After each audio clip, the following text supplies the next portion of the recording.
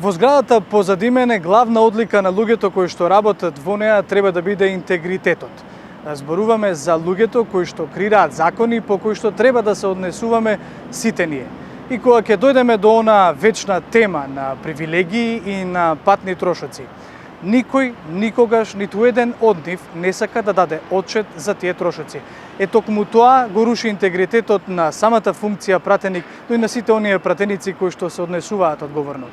Како по некое непишано правило, секоја година македонската јавност ја брануваат сумите кои одредени народни представници ги земаат во вид на патни трошоци од собранието. Математиката вели, оној кој живее најдалеку од Скопје, зема и најголема сума. И додека реакциите на социјалните мрежи од страна на граѓаните претежно отсликуваат разочарување од именуваните пратеници, сатирата е исто така неизбежна одлика за огромните суми кои завршуваат во одредени џебови. 73 пратеници од вкупно 120 члени од парламент во 2022 година наплатиле 360.000 евра за патни трошоци. Дори 18 од овие 73 пратеници имаат најмалку по еден стан во главниот град. Според извршната директорка на Центарот за управување со промени, Неда Малевска, револтот кај граѓаните е разбирлив ако се земе предвид економската криза.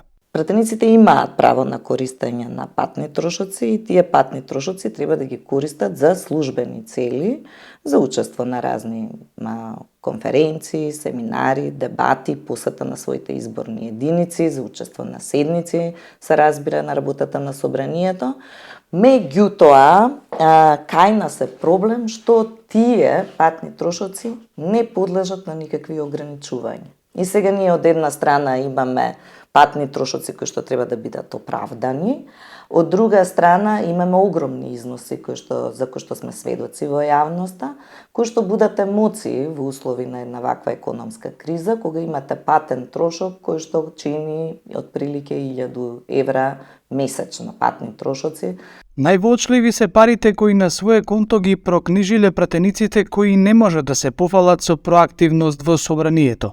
Меѓу нив Мирче Аџиевски од ВМРО ДПМН, кој во 2022 година просечно добивал нешто повеќе од 50 евра дневно за да патува на релација Струга-Скопје, а слична сума наплатиле Јадранка Поцкова од ВМРО ДПМН за патувањата Струмица-Скопје, Сурија Рашиди од Алијанса за патувањата од Струга кон Скопје, како и Љубица Спасова од СДСМ за патувањата Струмица-Скопје.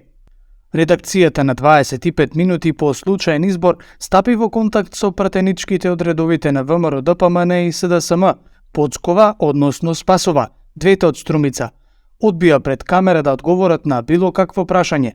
Спасова во телефонски разговор рече дека не прави никаков криминал и дека граѓаните треба да разберат оти секојдневното патување до собранието носело трошоци. Сумите, вели, се определени според закон, додека Поцкова воопшто не покажа интерес за отчет и дрско го прекина телефонскиот разговор. Токму ваквото однесување предизвикува сомнежи. Малевска вели, објаснувањето пред јавноста може само да придонесе за подобрување на интегритетот на пратениците. Во изминатиот период заедно со NDI работевме многу на етичкиот кодекс на пратениците и заедно со група пратеници, каде што ги дискутиравме овие прашања, каде е границата помеѓу она што е законски дозволено, а тоа е користење на патни трошоци, и она што е морално и етичко поведение, дали тој износ треба да биде навистина толку голем, или пак треба да на некој начин пратениците го само регулираат собственото однесување врз основа на принципи на етика и интегритет.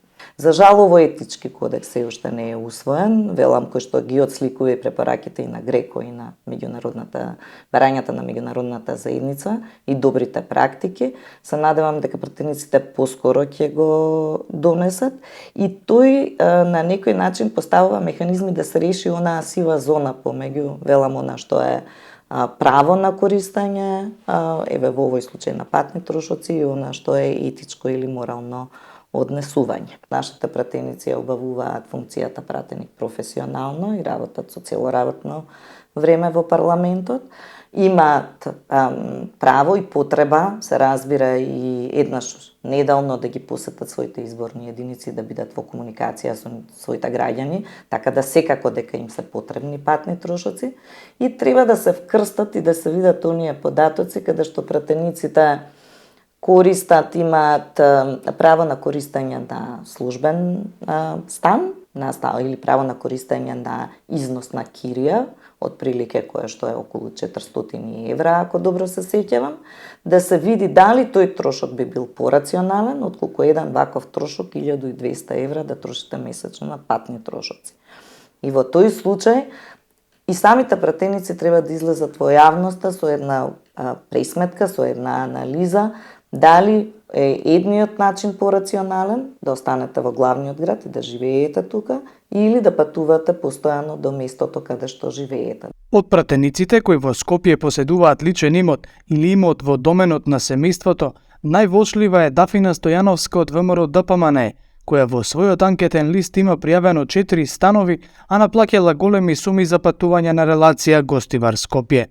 Денови веќе биде објавен извештајот на Центарот за управување со промени, според кој довербата во народните представници е сериозно нарушена, а граѓаните од оние на кои им доделиле мандат најмногу очекуваат интегритет, морал и борба против корупцијата.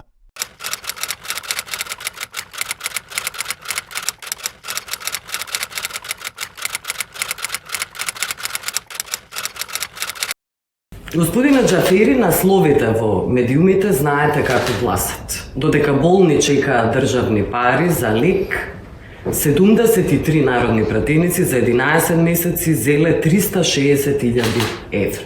Свесни сте и за злоупотребите на патните трошоци и за неработењето на некои од пратениците за кои еден по еден ги имам на список. Кои се вашите контролни механизми и начинот како да се справите со ваквите пратеници? Прво и основно, не може да тврдам дека има злоупотреба на патните трошкови, затоа што тоа некој треба да го потврди, да го истражи и да стане потврда. Вика, потоа ќе одиме, да, во секој случај, еден по еден. Не може да тврди дека е злоупотреба.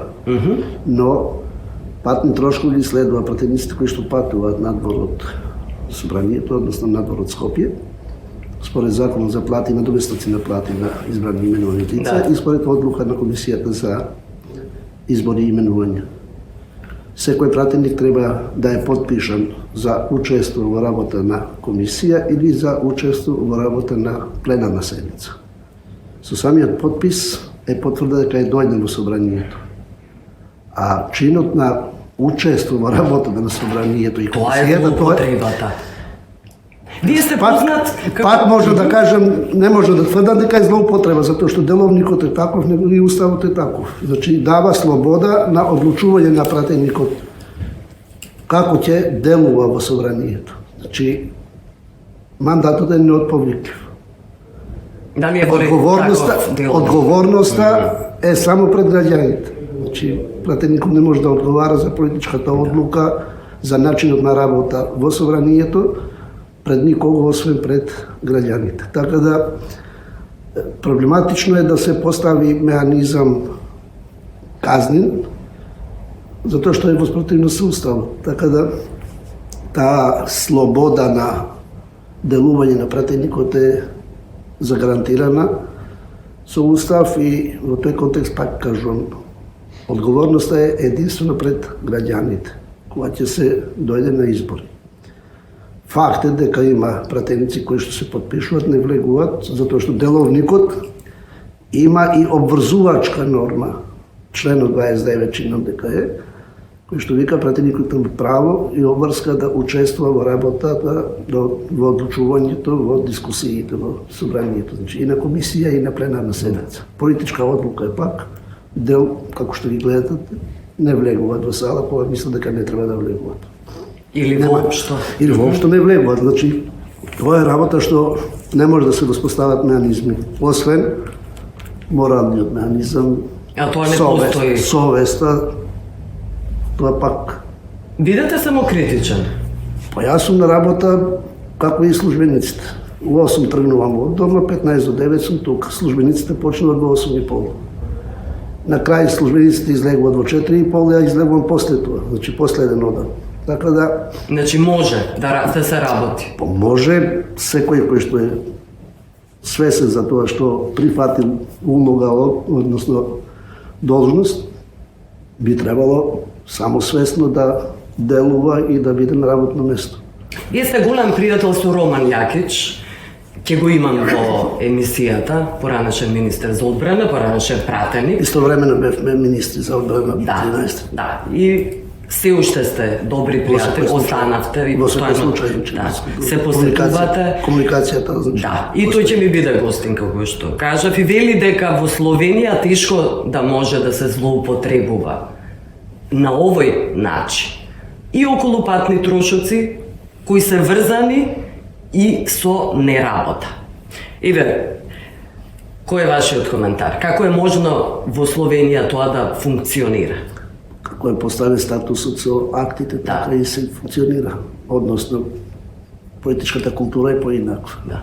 Но мислите ли дека треба деловникот да се смени во овој контекст? Па не можете да го смените во овој контекст во смисла на оно што е правото кое што произлегува од закон за плати и месеци на плати. Значи, за доаѓањето на работа на двор, уследуваат тие трошкови. А има ли контрола? Има ли контрола на тие трошоци? Правите ли контрола? Контрола има низ процесот на исплата. Значи, ако е докажано со подписот дека... Се сеќавате дека имаше злоупотреби? Со Силвана Бонева, со кого се не мира Визел, така ја не може да наречената кажам дека имало политичка. злоупотреба, дека не се докаже во соодветна постапка од соодветна институција. За мене во принцип не е злоупотреба ако е подпишан. Да. Но ако има други поставки надвор од тоа, Да. тоа фактички више друга институција треба да потврди и да докаже. Злоупотребите може да ги видите, еве, има неколку примери за кои ви кажав, Мирче Аџиевски ВМРО, само 2 прашања. Јадранка Пуцкова ВМРО, само Не е едно врзано за прашање. патни трошкови.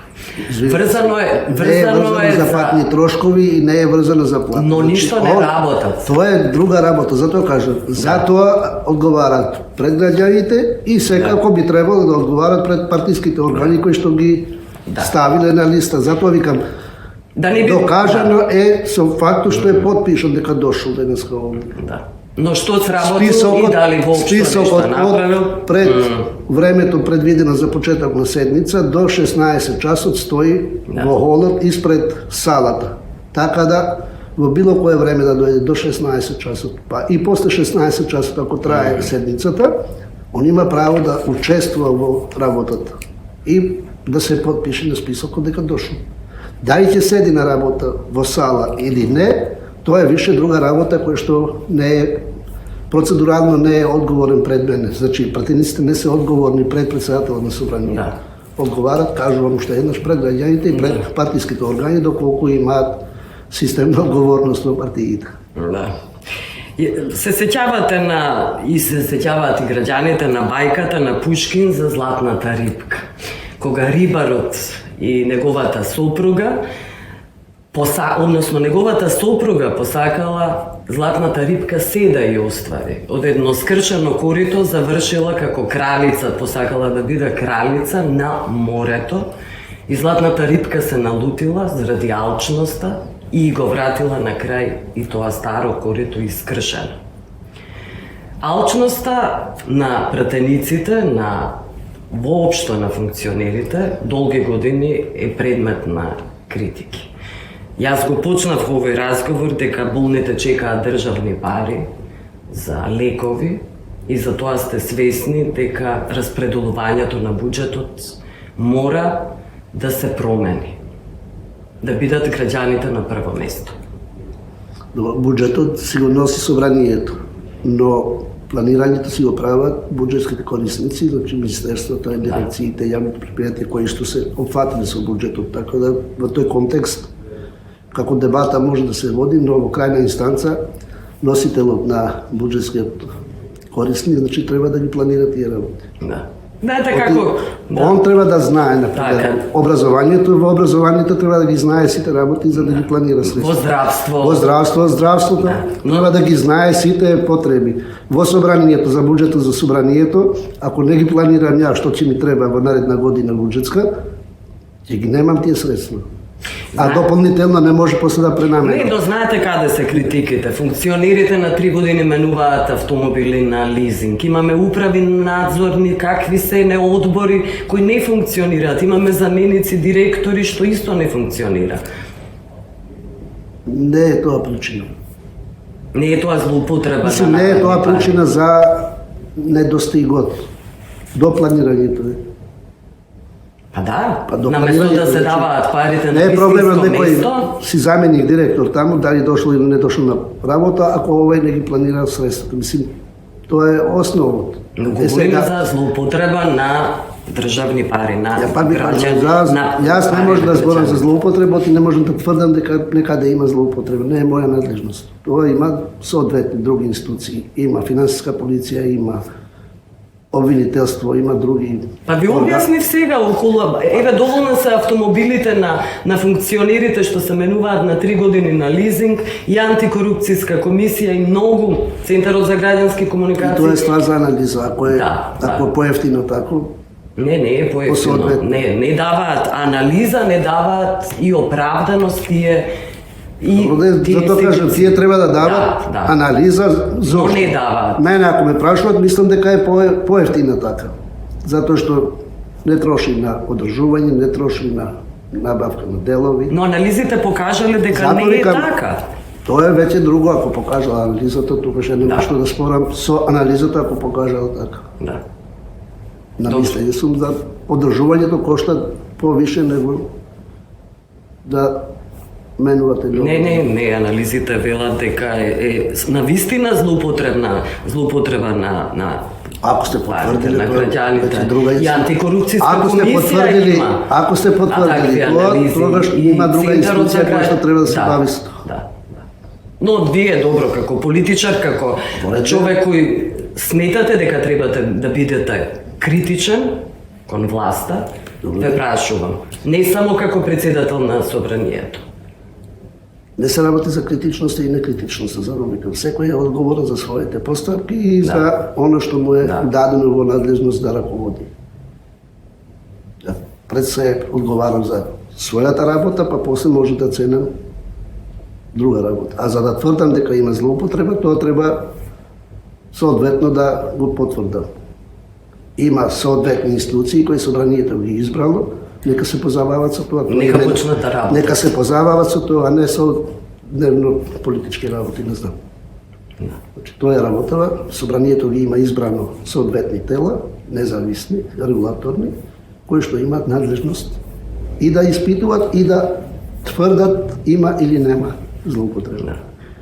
Крајна инстанца ревизијата, секој подлежи на ревизија. И ревизорите покажуваат Добро, затоа викам. злоупотреби во тендерите, во лизинг. Затоа пак викам, со тоа треба да се бави друга инстанција. Ние се ги читаме извештаите, меѓутоа не иницираме ние постапки. Да. Самата состојба констатирана во ревизијата, доколку има соодветни квалификации, соодветно треба да се постапи од соодветна институција. Но тие не функционираат, обвинителството последно- знаете како функционира, судството знаете како функционира. Имаат и тие раководни контролни органи, со нив ќе разговарате, имате Да. совет за јавни обвинители, имате совет на судски совет. Тие се надлежни по судската власт да оценуваат, да ја контролираат. Ние како собрание не може да се мешаме во надлежности на други власти. Да. Принципот на подела на власт, Да. тоа е. Ви благодарам за ова. Благодарам.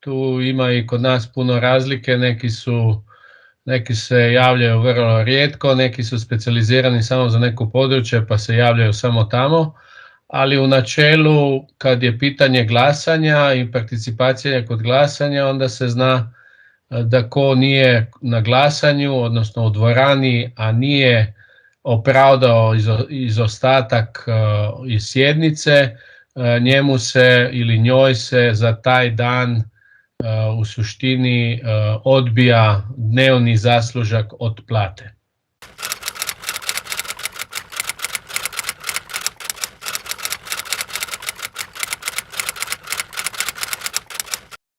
Pa u suštini nema, pošto putnih troškova unutar Slovenije nema.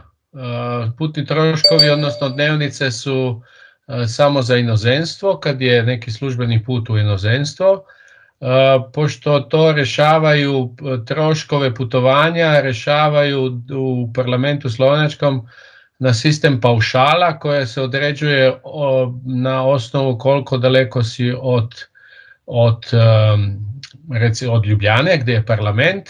Tako da, na primjer, mi koji smo iz Ljubljane, mi parlamentarci smo dobivali, odnosno dobivaju najmanje, na primjer za prevoz na posao i nazad, samo visinu karte za javni prevoz, to je oko 39 eura na mjesec, a svi ostali, kao što sam prije rekao, nemaju kilometrine ili putnih troškova nego paušal, i to je od 100 eura pa do par 100 eura, kažem, ovisi o gdje ti je prebivalište, ali u to se uključuju i troškovi tvoga ofisa, lokalnog ofisa, jer svaki parlamentarac tamo gdje je bio izabran mora, odnosno preporučivo je, odnosno skoro svi imaju otvoren svoj ofis gdje bar jedanput tjedno su dostupni za svoje građane, to je kod nas svaki ponedjeljak ako nema vanredne sjednice, ali inače su sjednice uvijek zakazane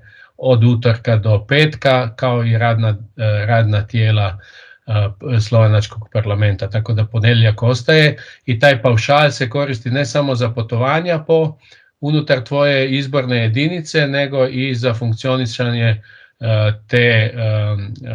tog ofisa, znači najam, neki ljudi uzmu čak i nekoga ko im pomaže, ali kažem, to je, ja mislim da oni koji su tamo u Murskoj Soboti negdje ili imaju najveći izbornu jedinicu, da ne dobiju više od 500, 600, 700 eura mjesečno.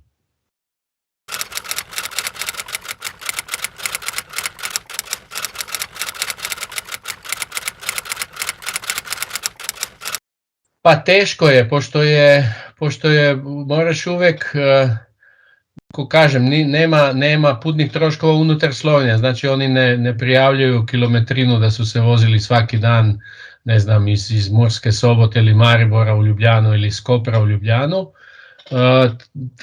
Dobivaju odštetu za javni prevoz mjesečnu, ko što sam rekao, za javnu prevoz u Ljubljani 39, ne znam koliko je mjesečna karta za autobus ili vlak iz Kopra ili Murske Sobote do Ljubljane, ali to im se obračunava. Ali da budem precizan, i u Sloveniji je inicijativa da bi se usporedili i parlamentarci sa javnim službenicima, jer javni službenici imaju pravo do putnih troškova unutar Slovenije, tako da ja mislim da se sada sprema, odnosno to nisam provjerio tačno da li se sprema, ali rekli su da bi trebali ići na taj sistem, ali ako će ići na taj sistem, to će biti u korelaciji sa sastankom. Znači, ako ćeš imati radno tijelo na kojem će se pojaviti i biti prisutan, onda ćeš imati opravdavane putne troškove, ne znam, iz Murske Sobote ili iz Kopra do Ljubljane. To ja mislim da je pritisak ovaj zadnji je bio zato što se je poskupilo gorivo, pa i taj paušal ne pokriva više troškove tog goriva.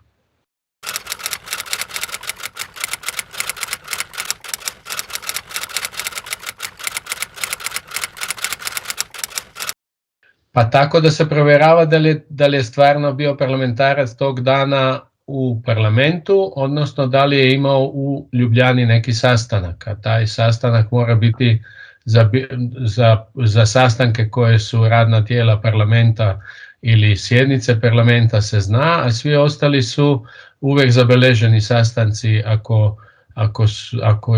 ako neko ide na ministarstvo i tako. Tako da dosta ima posebna komisija za mandatno-imunitetna komisija koja to vrlo striktno prati i čekira da li se to stvarno dogodilo.